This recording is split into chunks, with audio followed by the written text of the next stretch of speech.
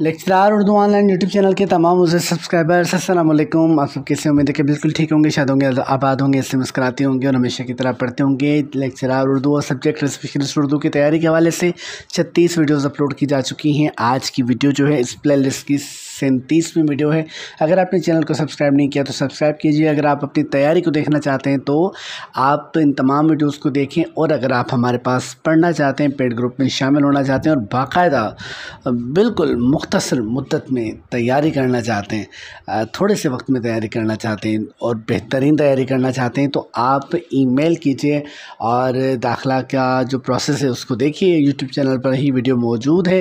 आपको बेहतरीन तैयारी इंशाल्लाह करवाई जाएगी। चलते हैं आज की वीडियो की तरफ। अगर आपने चैनल को सब्सक्राइब नहीं किया तो सब्सक्राइब कीजिए। पहला सवाल है, आबला पा किस मुसन्निफ़ा का नावल है? एक मुसन्निफ़ है, उनका भी इस तरह का ही एक नावल है, लेकिन नाम में थोड़ी सी तरमीम है, थोड़ी सी तब्दीली है। तो बताइए वो कौन सा नावल है? आबला पा। तो जी ये नावल है रज़िया फसीह अहमद का। ख़याल पारे और चोरी से यारी तक डॉक्टर वज़ीर आगा की किताबें हैं। इन किताबों की सिन्फ़ क्या है? तो जी ये इंशाइया से मुंसलिक तहरीरें हैं इन किताबों में। गुफ्तारे इक़बाल किसने मुरत्तिब की? गुफ्तारे इक़बाल मुरत्तिब की जी मोहम्मद रफ़ीक अफ़ज़ल ने। खूं बहा आप बीती है, खूं बहा किसकी आप बीती है? हकीम अहमद शुजा की। शाह मुबारक आबरू किसके शागिर्द थे? खान आरजू।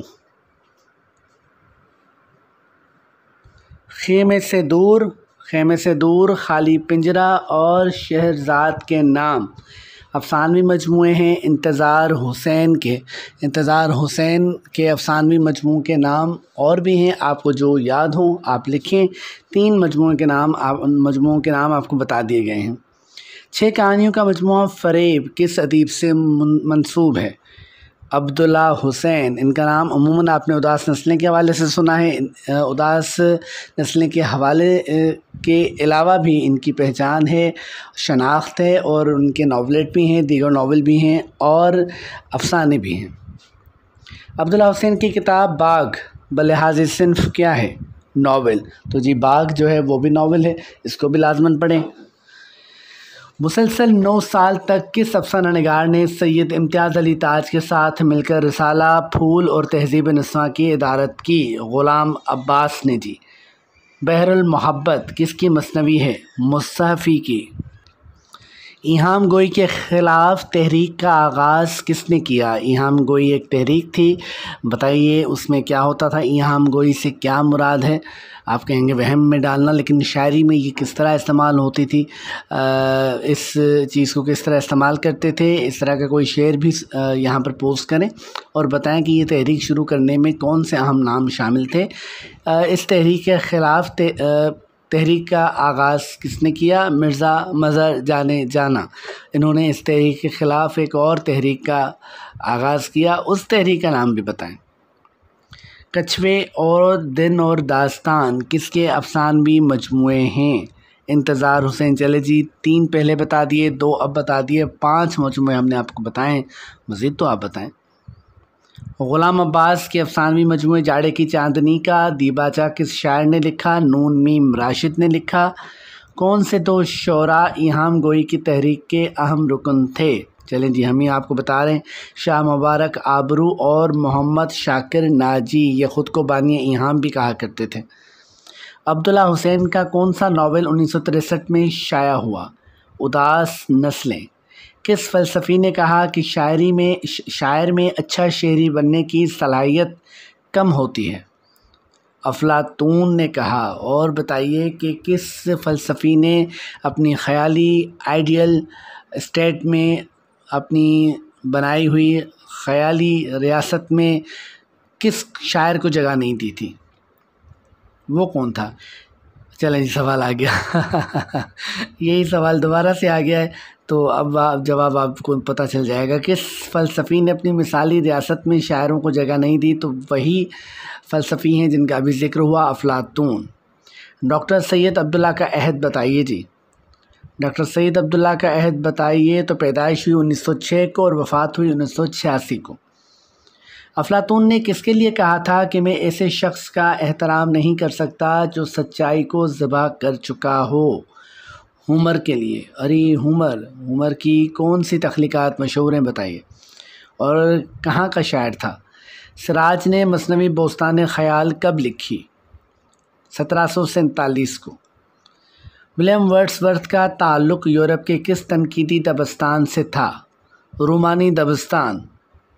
کس فلسفی نے سب سے پہلے کہا کہ شاعری کی اصل نثر میں پائی جاتی ہے؟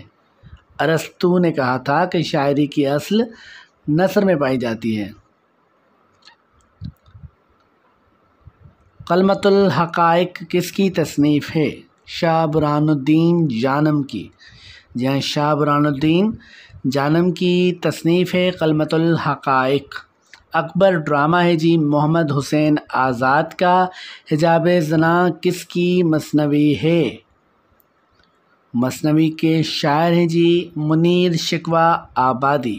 غلام عباس کی قوت بیان کا بہترین مظہر ان کا افسانہ آنندی ہے، بلکہ یوں کہنا چاہیے کہ زبان و بیان نے ہی اسے افسانہ بنایا ہے، ورنہ ایک چٹکلا تھا۔ غلام عباس کے افسانے آنندی کے متعلق یہ رائے کس کی ہے؟ کس کی ہو سکتی ہے سوائے محمد حسن عسکری کے؟ تو ان کے نزدیک اس افسانے میں جو زبان استعمال کی گئی ہے اور بیان کا جو طریقہ استعمال کیا گیا ہے، اگر اس کو نکال دیا جائے تو یہ افسانہ نہیں ہوگا، یہ ایک چٹکلا ہوگا۔ آنکھ کا کاجل چرانا سے کیا مراد ہے؟ فریب یا دھوکہ دینا۔ یہ پی ڈی ایف کی کارستانی دیکھیے، فریب کو قریب بنا دیا، فریب یا دھوکہ دینا۔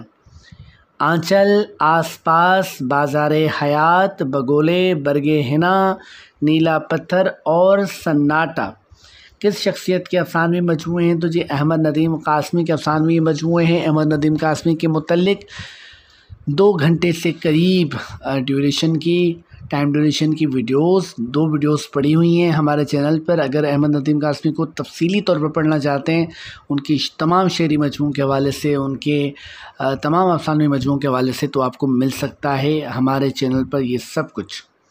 کون سے شاعر بچپن میں آنکھوں کی بینائی سے محروم ہو گئے تھے؟ سید میرا میاں خاں ہاشمی۔